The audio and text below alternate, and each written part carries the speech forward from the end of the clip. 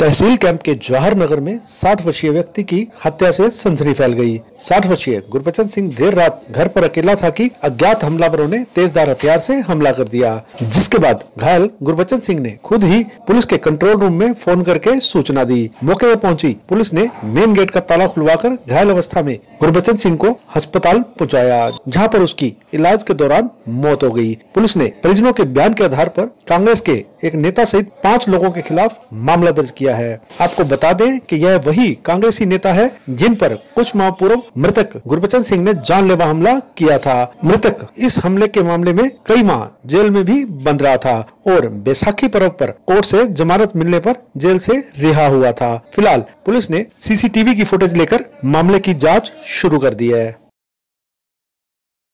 11:30 बजे के आसपास कंट्रोल रूम से सूचना आई थी कि मेरे को इस तरह चाकू मार दिए हैं। जो इस सूचना के ऊपर जाकर स्थानीय पुलिस चौकी तहसील के हरनारायण जी मौका पर आए थे। उसने उसके जाकर घायल को हॉस्पिटल में एडमिट किया था।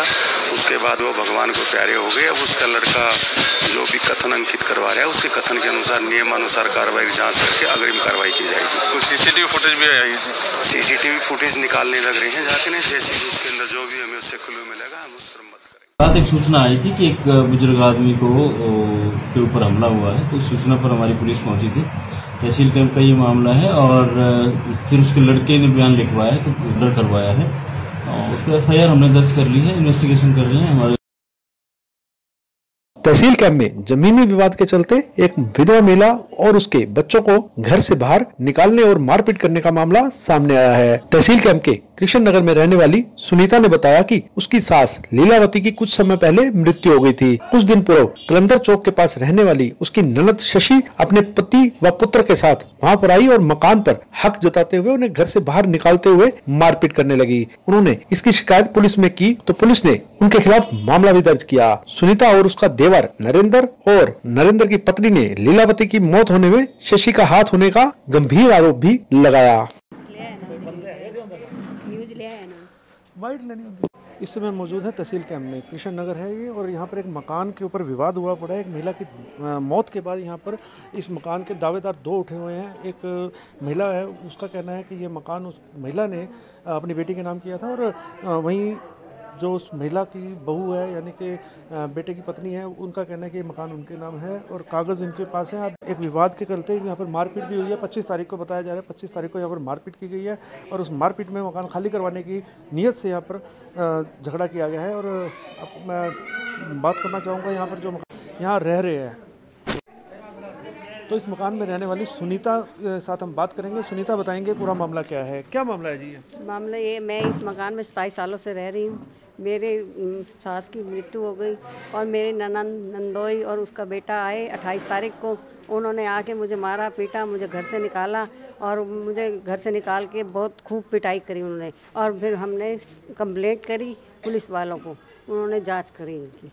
ये डेथ किस प्रकार से हुई थी और यहाँ पे कौन कौन रह रहा है? बेटे और बेटी मेरी और मैं और मेरी सास, हम सारे इसी मकान में रहते थे। तो कब हुई थी डेथ? डेथ उनकी 19 तारीख को हुई है। किस प्रकार से? मैं 11 बजे उनको छोड़ के गई, तो मेरी नंद बैठी थी यहीं पे उनके पास ही। तो मैंने कहा मैं आ रही हूँ, मैं इतने में गई पेंशन लेने, तो इतने में फ़ोन आया कि मृत्यु हो गई है उनकी। तो कुछ रीज़न पता लगा किस प्रकार से मौत हुई थी? ये नहीं पता चला, पता नहीं घंटे के अंदर ही बस उनकी मौत हो गई। तो वो आए, उन्होंने देखा, पता नहीं, फिर थोड़ी देर बाद उनका रंग भी नीला पड़ने लग गया। अब आप क्या चाहते हो? यही चाहती हूँ कि मुझे वो मारे ना, मुझे घर से ना निकालें, ना मेरे घर में भी ना आए वो। तो एक संदिग्ध परिस्थितियों में महिला की मौत के बाद ये मामला आ रहा है और आप देख सकते हैं पूरा मोहल्ला इनके साथ है। यहाँ पर भाजपा की नेत्री भी हैं, मैं बात करूँगा। क्या मामला है जी? ये सुनीता दीदी है, हमारे मोहल्ले से हैं। ये 28 साल से यहाँ पे रह रहे हैं। इनके बच्चे हैं, 4 बच्चे हैं, 3 बेटे हैं, 2 गुड़ियाँ हैं। एक गुड़िया की मैरिज हुई है और इनके साथ मार कुटाई हुई है। और इसकी नंदोइया और बेटा और जवाई वो सारे यहाँ आए थे और इनको बर्तन भी इनके बाहर फेंक दिए थे गली में। फिर इन्होंने 100 नंबर पे फ़ोन किया और प्रशासन आया। फिर उनके खिलाफ़ पर्चा तो दर्ज हुआ है 751 का, लेकिन 751 तो लग गई है। लेकिन मैं ये चाहती हूँ 506 भी लगे धारा, क्योंकि जो उनके साथ आए हुए थे 3 जने थे, वो हम नहीं जानते कौन है वो उनके साथ में, लेकिन वो यहीं के हैं, पानीपत के हैं, उर्गा खेड़ी के हैं रहने वाले वो। लेकिन हमें डर है, इनको धमकी मिल रही है, बार बार धमकी मिल रही है, भी आपको मार देंगे, आपकी बच्ची के साथ कुछ ऐसा बदतमीजी भी की है, इनके साथ बदतमीजी भी की है लड़की के साथ। मैं चाहती हूँ इनका इंसाफ हो। तो इसके बारे में आप किसी से मिले हैं, कल भी मिले हैं या आगे मिलने का प्लान हो? हम प्रमोद भाई साहब से मिल के आए थे सारे, हम 100 बंदा वहाँ पे गया था प्रमोद भाई साहब के पास। प्रमोद भाई साहब ने डीएसपी को फ़ोन किया था, डीएसपी ने कहा है कोई बात नहीं, हम सुनीता दीदी के साथ हैं। तो आगे भी किसी को मिलने की बात चल रही थी, किसी अधिकारी से मिलेंगे? हाँ बिल्कुल मिलेंगे, एसपी से मिलेंगे, जाके एसपी मैडम से मिलेंगे। तो यहाँ भी एक मामला और आ रहा है कि महिला की मौत कुछ संदिग्ध परिस्थितियों में हुई थी, उस बारे में कुछ जांच करवाई गई है कि नहीं? नहीं, उसकी कोई जांच नहीं कराई, लेकिन हमें भी बाद में पता लगा, लेकिन 10-15 मिनट के अंदर अंदर मौत हो गई है। डॉक्टर आए हैं, डॉक्टर ने चेक किया है, पट्टी वगैरह कुछ करके गए हैं, तो डॉक्टर अभी घर भी नहीं पहुंचा, इतना मैसेज आ गया, उसकी डेथ हो गई। तो कहीं ना कहीं कुछ शक किया जाता है, कुछ है उसमें, दाल में कुछ काला ही है। मैं चाहती हूँ इसकी कार्रवाई हो। ऐसे है, वो माता जी के कुछ मरने से पहले भी आके हमारे को टॉर्चर करता था। नंदोई और उसका लड़का हमारी लड़की के लिए टॉर्चर करता था, तो उसके बाद तो उन्होंने मारना पीटना भी शुरू कर दिया नंदोई ने, और धक्के मारने शुरू कर दिए। हम चाहते हैं कि हमारी माता की मौत का इंसाफ मिले। ये मकान वाला जो मामला चल रहा है, मकान वाला तो वो धक्के मार के निकाल रहे हैं, ताले मार रहे हैं, रोज़ धमकियाँ दे रहे हैं कि बदमाश भेजेंगे, लड़की उठवाएंगे, हमारे को मारपीट करते, हम दोनों बहुओं को टॉर्चर कर रहे हैं, वो ज़्यादा कर रहे हैं, और हमें इंसाफ चाहिए। धोखे से बदमाश भी लेके आए हैं, और पता ही नहीं है कि जल्दबाजी में माताजी मरे हैं, जल्दबाजी में लेके गए हैं उनको। छोटी सारी धोखे से अपने नाम करवा ली, और तुरंत ही माता को साल के अंदर अंदर ही उन्होंने मार दिया। 2-4 दिन से लगातार आने लगे थे, तो 2-4 दिन में ही उन्होंने मार दिया। मैं नरेंद्र कुमार उर्फ नंदलाल, ये मेरी माता का मकान है जी। तो इसमें क्या करा है जी, उन्होंने 19 तारीख को उनकी डेथ हुई। डेथ में हमें 1.5 घंटे बाद पता चला जी।